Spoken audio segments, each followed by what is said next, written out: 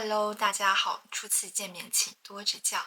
这个视频呢，它有可能会成为我频道的第一个视频。那么关于这期视频的内容呢，其实是来自于2025年11月17日，我递交了我博士论文的终稿。对于我来说，它意味着我整个博士阶段的结束。我本人的心情呢，就像是坐了5年的牢，刚刚出狱一样，就有点像是《肖申克救赎》里面的老布。Good luck, Roxy. 然后我在录制这个视频的时候，才突然发现，我今天穿的衣服也像是囚服一样。That's institutionalized. 但是没有关系，即使我们已经出狱了，我们仍然保持了当初的一个道心、初心。Here, he's an important man. He's an educated man. Outside, he's nothing. Probably couldn't get a library card if he tried. 我认为这个是每一个博士该有的一个优良的品德。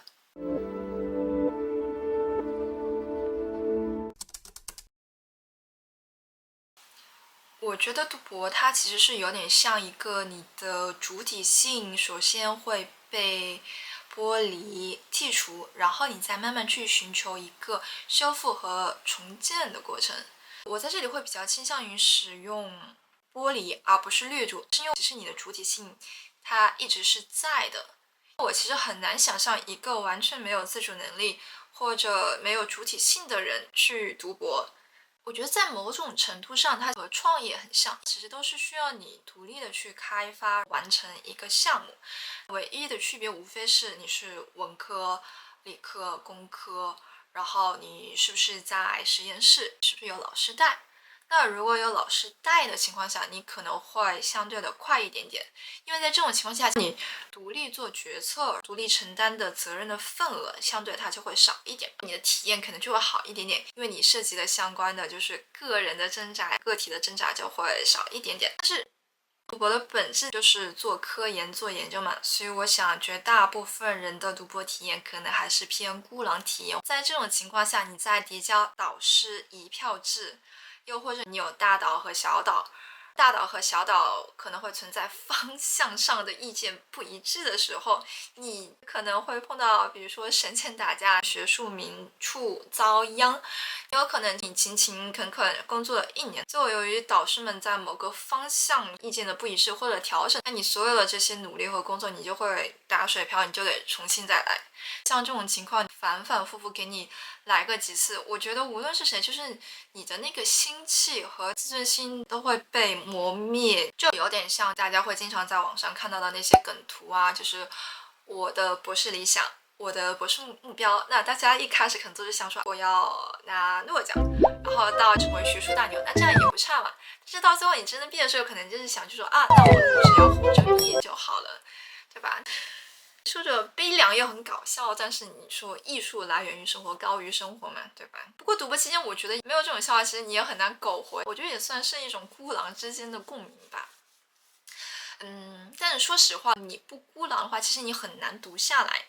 就是那个很经典的不可能三角嘛，写论文，然后休息，然后社交。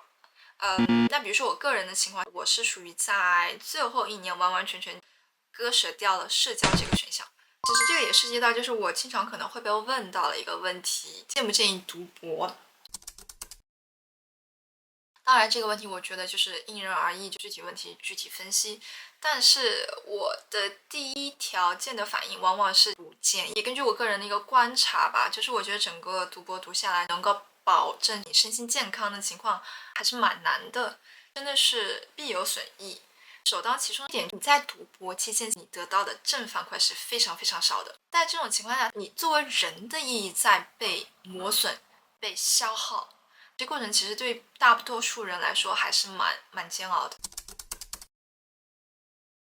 那我们再回到主体性的话题，我为什么会用到剥离这个词呢？其实我是建议大家把自己的主体性和你在做的事情，就是做一个主动的切割。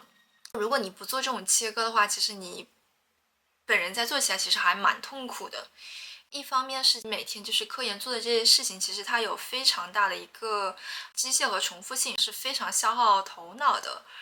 然后你会有比较深的无意义感，在你没有产出的情况下，其实就是我前面说的，你得到的正反馈相对而言是比较少的。那么在这种情况下，其实我们非常容易产生，当你收到导师对你的文章的一个回复，如果它是负面的，有时候它其实可能会非常的暴力。很多人会倡导说你要建立你生活的支点啊，当然这个是非常有效的一个建议，但是博士生的一个困境，我们大量的时间和精力都是被科研给占据，真的是没有时间和精力再去开展其他的支点了。我自己一个读博体验下来，我觉得可能我打一个比方，人有影子，正常情况下人动，你的影子就会动。那么我把这个关系给它反过来，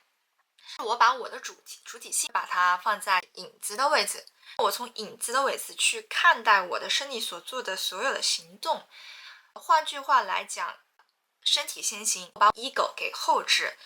有一个动画片叫《阴谋办公室》，它里面经常提到一个概念叫做影子政府。用这个角度你去想的话，把自己就当做是影子的那个角色，你看着你每天在做的这一切，你反而会觉得有一种还蛮有掌控感和成就感。当你在受到一个比较大的冲击或者一个你不太喜欢的一个反馈的时候，它其实也允许你自己有这样一个缓冲的空间和时间。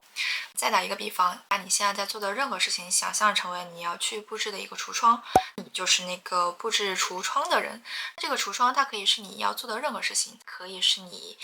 做的一个文章，你做的一个蛋糕，你今天出门的一个造型。在你收到一些反馈建议啊或者批评的时候，你可能就会想，哎，这个主意还不错，我怎么没有想到？又或者说，哎，这个人他在说什么屁话，对吧？你就会更多的是盯着你橱窗里的模特去想，哎，怎么把你的橱窗做得更好，而不会说把它上升到是对你个人的否定和攻击。有一个法国的动画片叫做《s k i n z e n 是法语发音，导演是 Jérémy Clapin。他主要就是讲说，有一个人他被陨石砸中，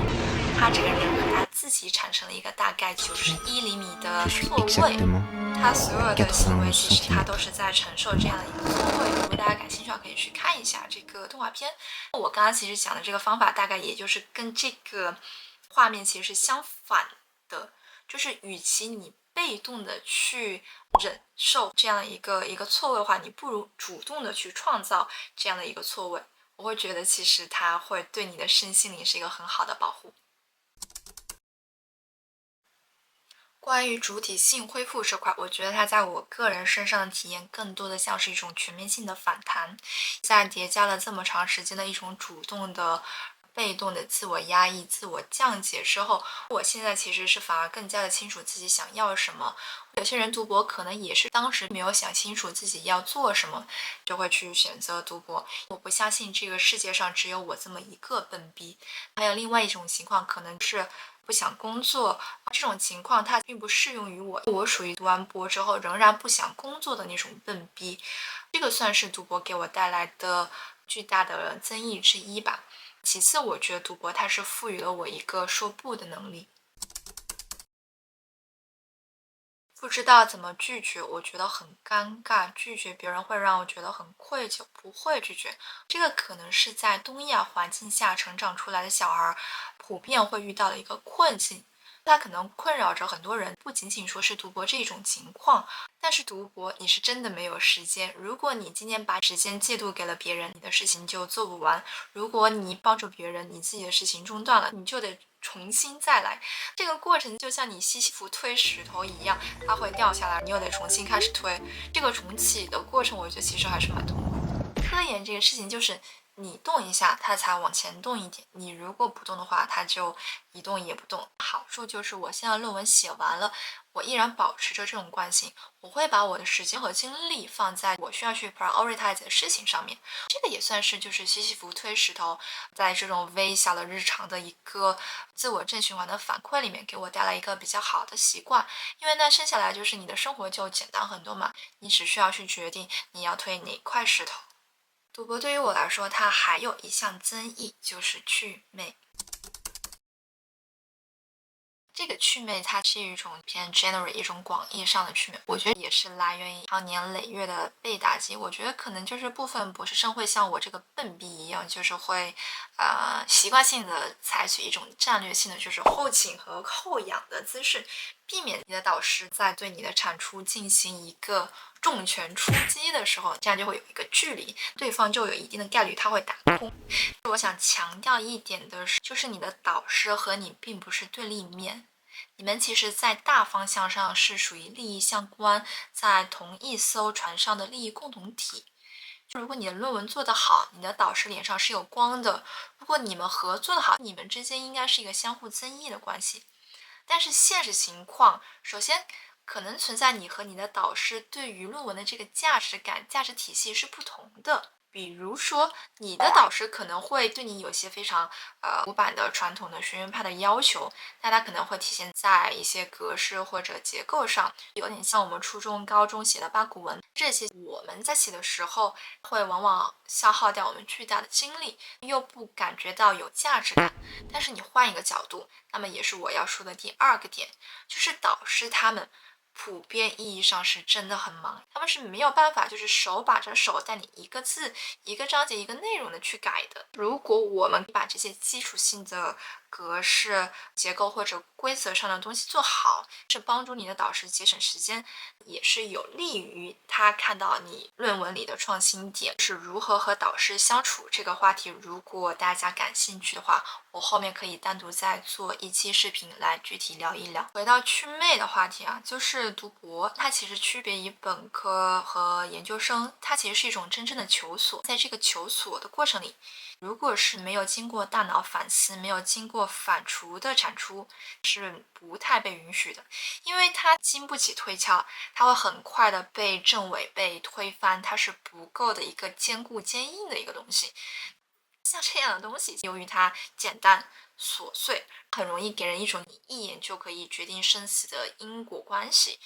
由于人们偏爱确定性的，那像这样的东西非常利于传播，像是蒲公英的种子，诸如此类的讯息，在生活中，在互联网上比比皆是。读博就会赋予你对于这种讯息的反侦查能力。在读博期间，你文章里的每一句产出都是需要有一个非常强的逻辑关联，或者是经过历史检验的。直观来讲，你需要有 reference。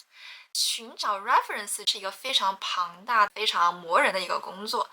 好处就是你会反复的去思考、去提问、去验证，你的大脑就会养成一种类似于反刍的工作机制，也就是反思性。这种能力是只有通过读博才能获取的吗？其实并不然。我有次刷到影视飓风的 Tim 的一个视频，有一个观众留言问他 Tim 的色话是如何想出来的，他的回答就还蛮有意思的。他说其实并没有什么大道理，他的脑子会不停的去构思一些事情，会自言自语，在这个自言自语的过程中会产生一个批判性的思维，他就会想这个事情为什么它是这个样子，它的底层逻辑是什么，什么原因导致了这个结果。这个就跟我前面讲的反思性很像。那众所周知 Tim 应该是没有读过博的，从这一点来看，我们已经赢在起跑线上了。在这个养成上，我觉得 Tim 的成长路径跟读博可能最大的一个相似之处就是挫折。视频的最后，我们来聊一下预期管理吧。前面开了很多玩笑，比如说博士阶段的梦想，也可能存在幸存者偏差。我聊到过的一些活着毕业的博士，真的有这样的一个心理路径。大家一开始都怀抱着某种宏大的理想，我要起草某个新领域，我要干翻全世界。我本人其实也是属于这种情况，但是这种你读下来相对而言就会比较坎坷。首先你定的目标它太大了，不说就是这种是有多少不切实际的心气的成分。那当然有心气是非常好的一个事情，但是在你读完博当初的这种鸿鹄壮志，心气还能剩多少成，就真的很难说。但是我始终认为你曾经有过这种心气是很好的事情，曾经有过总比你从来没有过要好，之后再把它重新找回来是相对而言比较容易的。我有很多朋友会讲，工作以后才发现工作比读博来说简单多了，没有想到读博才是他人生中最黑暗的一段时光。从实际角度来讲，博士读完的一个心态反而是另外一种，就是一个图片里的最低档，能够活着毕业就好。我就烂，就是我就烂又怎么了？然后你就会发现你其实也没有那么的烂，然后你就会回归到最初的那个逻辑，活着毕业就很好。你看它就构成了一个还积极阳光、乐观向上、逻辑闭环，对吧？那在你毕业之后，你还会给这个逻辑再加上一环，就是活着就好。博士毕业之后打算做什么？我想这个话题应该也是很多人会被问到的。无论说你是本科、研究生，或者是像我一样博士毕业，我们就把这个话题留到下期再讲。如果你们有任何关于留学啊或者读博的问题，也欢迎你们留言。那我们下期再见，拜拜。